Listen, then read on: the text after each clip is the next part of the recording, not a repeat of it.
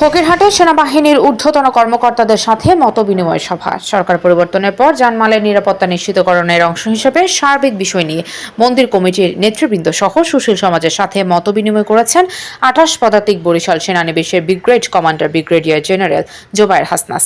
বৃহস্পতিবার বেলা 11টায় ফকিরহাট কেন্দ্রীয় কালী মন্দির চত্বরে মতবিনিময় সভায় আরও উপস্থিত ছিলেন ফকিরহাট সেনা ক্যাম্পাসের ওয়ারেন্ট অফিসার মোহাম্মদ হায়দার আলী সহ সেনাবাহিনীর ঊর্ধ্বতন কর্মকর্তাবৃন্দ, বাগেরহাট জেলা police super Abul Hasanat Khan, PPM উপজেলা নির্বাহী কর্মকর্তা মোহাম্মদ কামাল হোসেন, সিনিয়র সহকারী police super circle Mohammad Rabiul Islam Shamim, উপজেলা পরিষদ চেয়ারম্যান শেখ ওয়াহিদুজ্জামান বাবু, ভারপ্রাপ্ত কর্মকর্তা ওসি।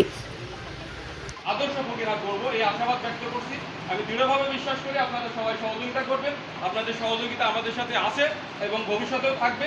সবাই মিলে একটা সুন্দর ফকিরহাটের কর্মপরিবেশ তৈরি করতে চাই। আইন শৃঙ্খলার যেন কোনো ধরনের বিচ্ছিন্ন ঘটনা না ঘটে, এটা আপনারা যেমন প্রত্যয়ী আছেন, আমরাও আইন শৃঙ্খলার বাহিনী এদিক দিয়ে সচেষ্ট আছি।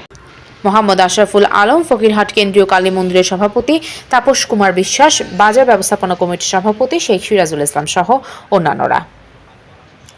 মতবিনিময়ে brigade commander brigadier general Zobayer Hasna বলেন, ছাত্র আন্দোলনের প্রেক্ষিতে সরকার পরিবর্তন হয়েছে, তাই হামলা ভাঙচুর রক্ষা ও শান্তি শৃঙ্খলা বজায় রাখার আহ্বান জানান। তিনি আরো বলেন, এখন ধীরে ধীরে সব ঠিক হয়ে আসছে। সংখ্যালঘু তাদের উপাসনালয়ের নিরাপত্তা নিশ্চিত করা হচ্ছে।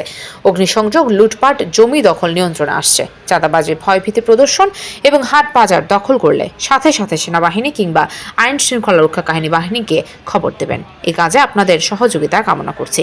এছাড়াও এদিন কর্মকর্তাগণ বিভিন্ন মন্দির সহ বিভিন্ন এলাকা পরিদর্শন ও মতবিনিময় করেন।